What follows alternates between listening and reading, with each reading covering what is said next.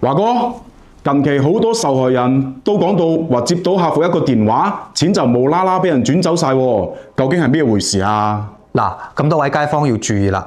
今日咧，我哋就對網購退款嘅騙局咧進行非常之詳細嘅拆解。大家可能要花少少嘅時間，耐心咁去聽一聽佢嘅。云商城官方售后客服，今天给您來電的是跟您核對一筆之前的您的購買記錄啊。4月18號購買過一款尊蘭的小蘇打清新淨亮牙膏，你還有印象嗎？騙子首先係準確咁掌握咗你喺網購平台上邊嘅購買記錄，但係你有冇收到貨，啲貨有冇用呢？呢啲都唔重要，重要嘅係佢要話俾你知，你買嘅嘢啊有問題。跟您說一下，就是說您購買的這款尊蘭的小蘇打清新淨亮牙膏呢，經工商質檢部門質檢是有質量的問題，就是裡面有化學成分超標了。所以給您致電呢是通知您，如果說這個牙膏還沒有使用完，先不要再用了好嗎？以免對您的牙齦造成傷害。而且佢嘅服務態度非常之好喎，主動向你承認錯誤，更周到嘅服務仲喺後邊啊！對於給您造成的不便呢，我們深表歉意。另外呢，對於給您造成的經濟損失呢，根據抖音商城商品質量管理條例，由於確實是商品的質量問題，我們會按照工商局的要求呢，是統一會有個300元的賠付。你看您還需要嗎？肯定係要後續賠償啦！你諗一諗，以前啊喺網上邊買到假貨或者係殘次品，仲要揾客服去申請理賠，而且理賠嘅額度啊，亦都十分之有限。依家一支小小嘅牙膏出咗問題，直接可以賠300蚊。咁梗係啦，仲有咩猶豫啊？但係只要你一旦應承咗想要呢一筆賠款，你就正式進入咗騙子嘅圈套。這次的理賠呢，是通過商家在螞蟻金服投保了30萬的商品質保險呢，為消費者實現理賠的，是需要理賠到您本人的支付寶上的。請問您本人的手機號是否綁定了支付寶呢？這個尾號是6350這個手機號，一會兒稍後呢會理賠到您的這個支付寶上的，好吧？嗱，短短嘅幾句說話呢，騙子就透露咗2個信息。第一，可以賠付俾你，係因為你喺支付寶嘅螞蟻金服上邊買咗商品質量保險。第二咧，其實話俾你聽，你唔需要擔心喎，賠付嘅錢咧係直接轉到你嘅支付寶上邊噶。其實你諗下啫，冇咩問題啊，反正我個手機號已經綁定咗支付寶，你咪轉咯。但係呢個過程真係冇咁簡單。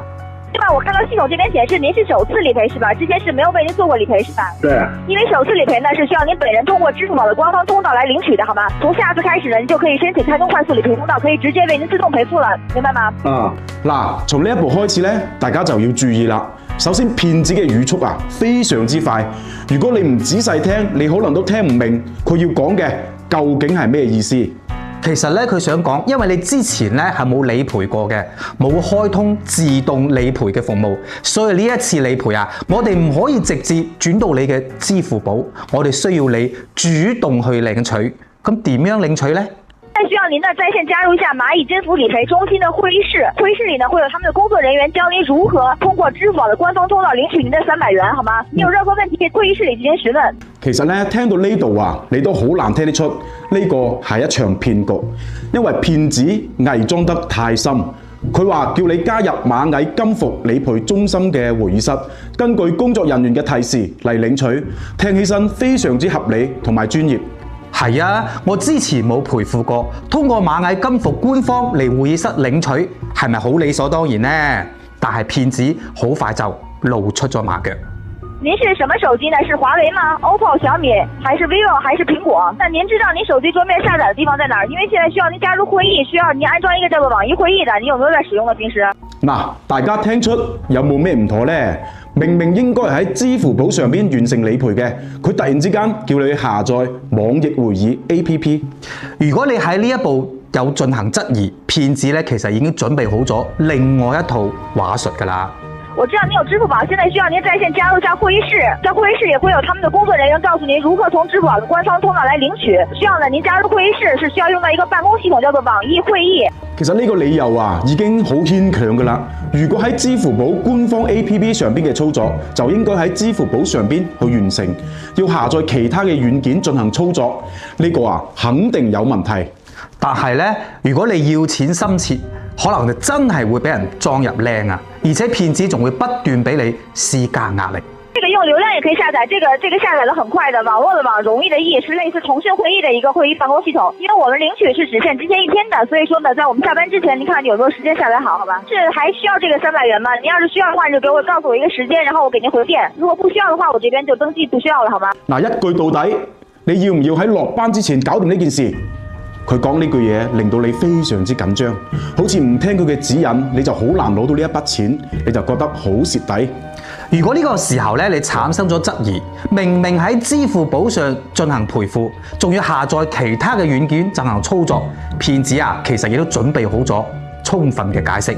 我知道您有支付宝，但是呢，因为您是首次理赔，是需要您自己通过官方通道来领取的，通过支付宝，因为要验证是您本人领取的，明白吗？必须得是您本人领取的，我们是要理赔到您本人。但是现在咱们也看不到您，对吧？我们要验证是您本人，因为您是首次领取理赔。我说了，下一次开始是可以为您自动赔付了，但是首次必须要验证是您本人领取的，明白吗？是需要通过支付寶的官方通道手動領取一次。嗱，呢個呢就係相當關鍵嘅一步操作。騙子啊，多次話俾你知，我哋要確認領取嘅人係你嘅本人，我哋先至可以賠付俾你。但係點樣去確認你係本人領取呢？騙子咧會叫你下載一個會議嘅軟件，開通呢個屏幕共享嘅功能，嚟確認你嘅操作係你本人進行嘅。但係咧，其實一旦你打開咗屏幕共享嘅功能，騙子就完全掌握咗你嘅帳號信息，甚至啊，你手機收到嘅驗證碼，佢都睇到一清二楚啊！所以咧，只要一瞬間，你銀行卡入邊嘅錢就會全部俾人轉走㗎啦。睇翻整個騙局啊，你會發現呢個騙局其實有好多嘅漏洞。你喺抖音上邊買嘅嘢啊，竟然要喺支付寶進行理賠，而且支付寶啊仲唔可以直接領取，仲要下載一個會議軟件進行操作，你就知道有幾假。